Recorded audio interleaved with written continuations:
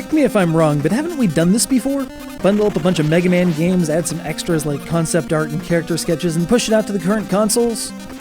Or is that disc that I have sitting in my GameCube 60% of the time that says Mega Man Anniversary Collection just a mirage? Strike that. 2 discs, since they did the same thing with the X series. Apparently so. Today it's Mega Man Legacy Collection, bringing you all the fun you've already been having since 1986, just without, Games 7 and 8 in the series, or the 2 Power Fighters arcade titles. And somehow I'm still cool with that.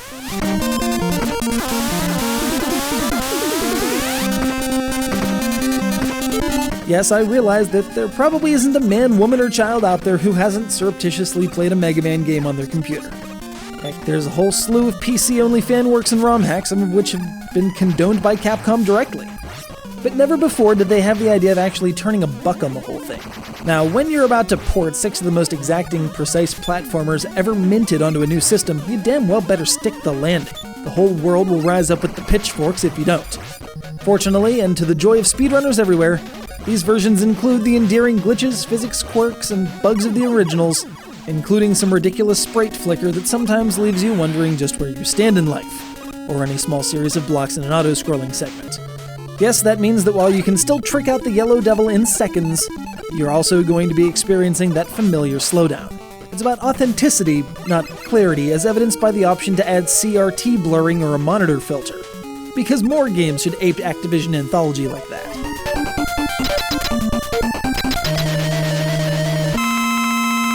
That's all well and good, but isn't that the baseline of what we'd expect from a package like this? The games work like you expect them to isn't quite a riveting conclusion. The Anniversary Collection games did draw some criticism for going a bit light on the extras after all. So in addition to the first 6 Mega Man titles, you're given a catalog of enemy descriptions, character art and design sketches, and even the soundtracks in their entirety. Though they're only available inside the game itself and not in any, useful format. Yeah, kind of a snooze, I know. But here's the interesting wrinkle. Taking a page from similar concepts native to Mega Man 9 and 10, there's now a challenge mode that bends the laws of time and space to retrieve a Mega Man from the future, turn him evil, and give him a jackhammer. No, wait, wrong game.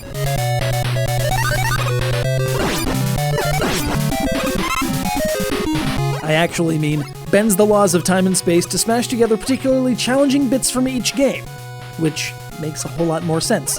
This is where you'll find the game's draw, past being a compilation of 6 of the greatest games ever crafted, as the challenge of switching rapidly between having and not having the ability to slide or having and not having the ability to charge shots makes itself known.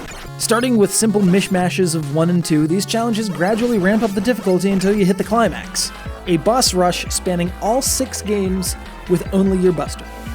Here's also where you'll find the leaderboards, and through them the ability to watch replays of any times you wish. And if, like me, you tune into the Mega Man block at AGDQ religiously, you'll probably recognize some of the names.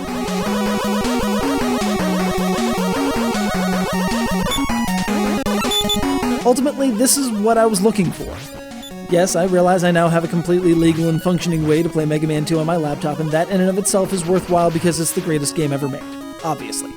But it's the spirit of mixing things up, basically ROM hacking their own game, that makes the Legacy Collection more appealing than just a series of straight ports like we saw with the Anniversary Collection. Yes, I realize that the old bundle had more games, including 2 outstandingly rare titles, but sometimes you don't want new sets of mechanics in strange arcade-oriented formats. You want the old standbys, the games you grew up with, the games you now find yourself wanting to share with your kids. And if you can enjoy the old school mechanics in new and interesting formats, so much the better. After all, no one's out there ROM hacking Mega Man 8. Get the picture?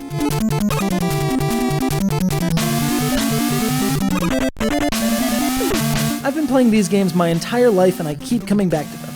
Ebert said that games aren't art. Bourgeois. This is part of the original opus of the art. If platformers were a genre like romantic comedy, this collection would be Much Ado About Nothing. One of the inspired originals that not only excelled in its own time, but gave us the language we use to talk about and indeed create games today.